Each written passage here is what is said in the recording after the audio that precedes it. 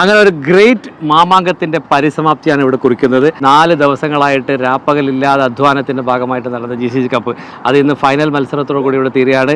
ലത്തീഫ് ക, എന്ത് പറയാനുണ്ട്? പറയാൻ ഒരുപാട് അനുഭവങ്ങൾ ഈ ഒരു ടൂർണമെന്റിലുണ്ട്. നമുക്ക് GCCയിലെ ക്ലബ്ബുകളെ ഒരേ വേദിയിലേക്ക് കൊണ്ടുവരാൻ കഴിഞ്ഞു, അവരുടെ പെർഫോമൻസ് കാണാൻ കഴിഞ്ഞു. ഈ ഒരു ടൂർണമെന്റിൽ ഞങ്ങൾ വെച്ച മെസ്സേജ് എന്ന് പറഞ്ഞാൽ ഡ്രഗിനെതിരെ say no drug yes to game.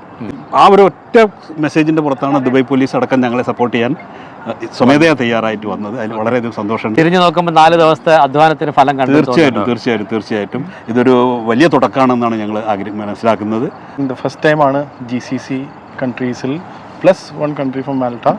കാരണം അവിടുന്ന് ഒരു നല്ലൊരു team with 3 Argentine players was played for Argentinian ഇൻ്റർനാഷണൽസ്.